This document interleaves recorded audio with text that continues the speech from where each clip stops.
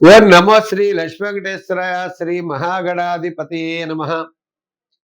ఉగ్రం వీరం మహావిష్ణుం జ్వలంతం సర్వతోముఖం నృసింహం భీషణం భద్రం మృత్యుర్నమామ్యహం. ప్రేక్షకుల నమస్కారాలు తెలియజేస్తూ మనం ఈ వారం రాశి ఫలాలు తెలుసుకుందాం. ఈ వారం అంటే 5-10-2025 నుంచి 11-10-2025 వరకు ఉన్న గ్రహాల యొక్క పరిస్థితిని అనుసరించి రాశి ఫలాలు తెలుసుకుందాం. మనం మీనరాశి, మేషరాశి, వృషభ రాశిలో చంద్ర సంచారం ఉంటుంది. కన్యారాశిలో రవి ఉంటాడు.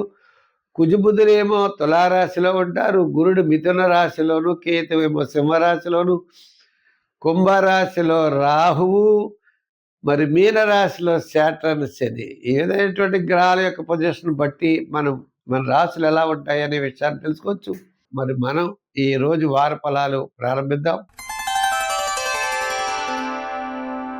కన్యారాశి. ఈ కన్యారాశి వారికి సప్తమ స్థానంలో చంద్రుడు, సప్తమ, అష్టమ, నవమ స్థానాల్లో చంద్ర సంచారం. మరి కేతువు లాభస్థానంలో లేడు, వ్యయ స్థానంలో ఉన్నాడు. ద్వితీయంలో మరి బుధుడున్నాడు, కుజుడున్నాడు. కొంతవరకు క్యాలిక్యులేషన్ చాలా కరెక్ట్గా ఉంటాయి.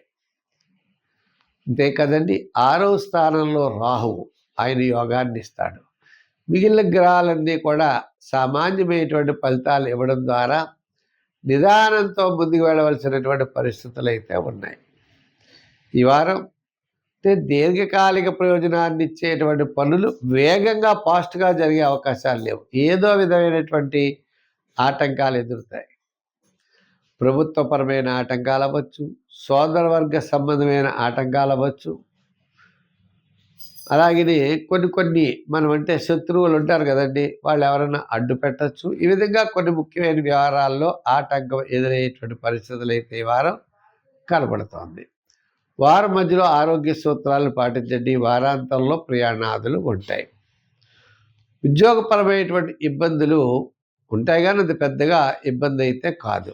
రాజకీయ పరంగా కూడా పెద్దగా అనుకూలంగా లేదు.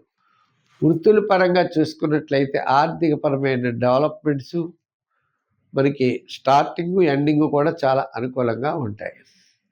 వ్యాపారాత్మకమైన ఆర్థిక లావాదేవీల్లో కూడా వార ప్రారంభం, వారాంతం యోగంగా ఉండే అవకాశాలు ఉన్నాయి. జనరల్ కిరాణా, మెడికల్, ఫ్యాన్సీ, గృహోపకరణాలు ఇటువంటివి. కానీ ఏదో కొత్త వ్యాపారం చేద్దామని చెప్పి మాత్రం మోసపోకూడదు. నూతనమైన వ్యాపారాలు మాత్రం కొంతకాలం ఆలోచించిన తర్వాత పెట్టాలి. సంఖ్యల్లో 5, రంగుల్లో గ్రీన్. ఆరాధనలో మీకు అమ్మవారి యొక్క ఆరాధన చేయండి, శివారాధన చేస్తూ ఉండండి. సత్ఫలితాలని మీరు పొందగలుగుతారు.